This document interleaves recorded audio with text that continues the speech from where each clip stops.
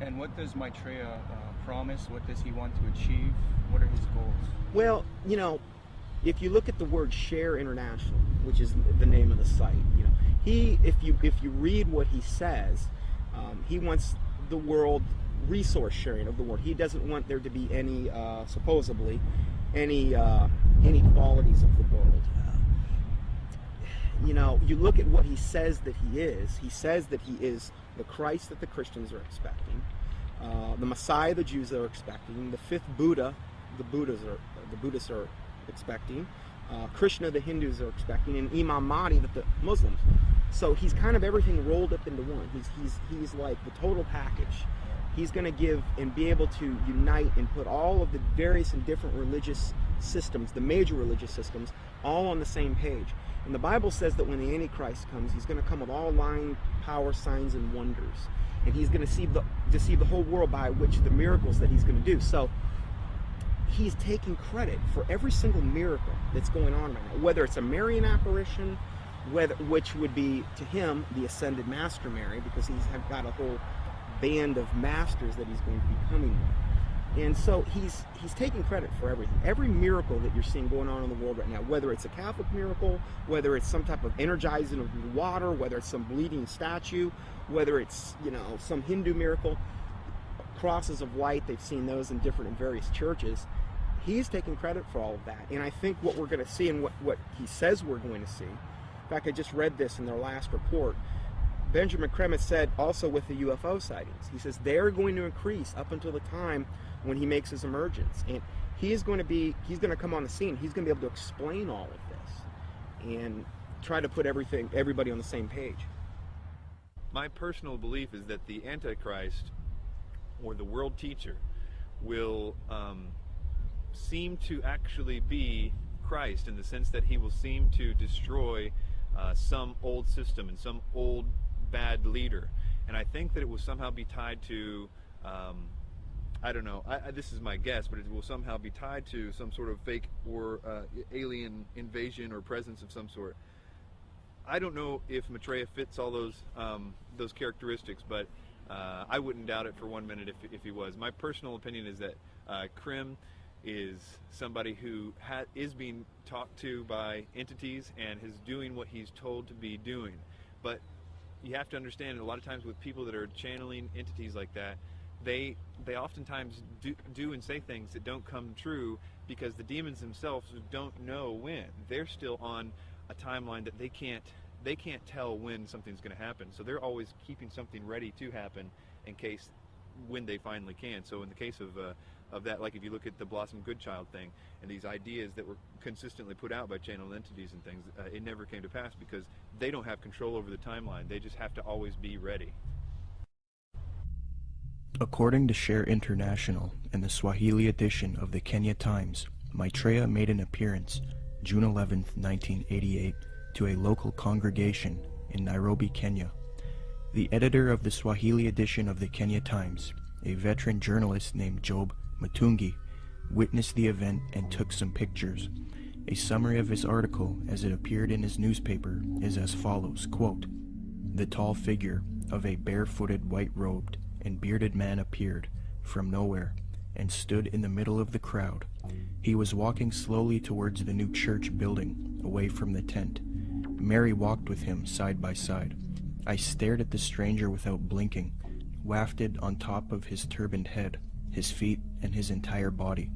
In clear Swahili, which had no traces of accent, the strange man announced that the people of Kenya were blessed, especially those who had gathered at the venue that afternoon. We are nearing the time of the reign of heaven, but before that I shall come back and bring a bucket full of blessings for all of you," the man said. A bucket full of blessings is a reference to the astrological symbol for the age of Aquarius. Aquarius is depicted as a man carrying a pitcher of water in the zodiac. But continuing with the article, quote, "It took the crowd nearly 20 minutes to recover after the man left the meeting in a car belonging to a Mr. Gurnam Singh, who offered to give him a lift. But it will probably take Mr. Singh his lifetime to recover from the shock he got 2 minutes later. On reaching the bus terminus, the man informed Mr. Singh to stop the car. On getting out, he walked a few paces beside the road and simply vanished into thin air. New Age expert and attorney Constance Cumby, author of The Hidden Dangers of the Rainbow, had stumbled onto this Maitreya figure in her research in the 80s. Her book, published in 1983, was the first book to give a full expose on Maitreya and Benjamin Creme. On page 21, she notes a Denver Post interview conducted by Jack Kissling speaking to Benjamin Creme, quote, "Won't the advent of a single world religion annoy the hierarchies of all the current Orthodox religions?" I asked. "More than that," he said with a smile. "They will be shocked. I dare say they will be among the last to accept the Christ." But according to Kissling, Creme said confidently, "It will come because it must. We will begin to live," he said, "as potential gods," unquote.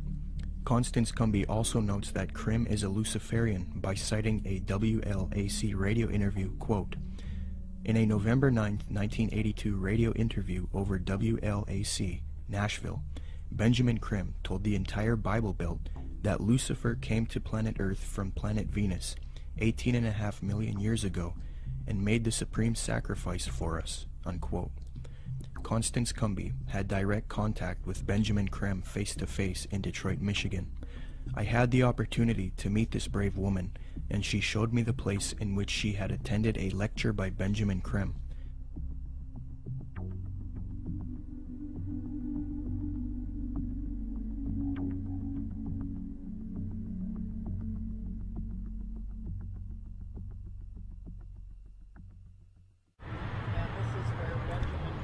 Spoke to a packed crowd November 4th, 1981, and Bread for the World was out there, had tables, Oxfam, every group you could think of was sitting out there. They were passing out brochures. The brochure is reproduced in both of my books. Benjamin Creme came in. He gave some kind of a hand signal that looked something like that, and I thought at first he was waving to somebody, but the crowd appeared to flip into a trance. And then he started speaking, and he was rotating his head. I can't even come close to, it was as close to a 180-degree spin of a head as I've ever seen. How his head didn't snap off, I'll never know.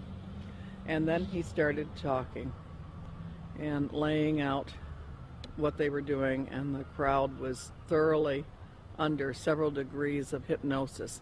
I knew many people in that crowd from political circles and social circles in Detroit for many years, and I talked to some of them, and the common denominator was they had all been through one kind of mind control course or another, one type of New Age class or another. I talked to a fellow behind me, Al Banks, and I said, he was a film producer doing much of what you're doing now. And I said, "Al, I know what I'm doing here tonight. What are you doing here?"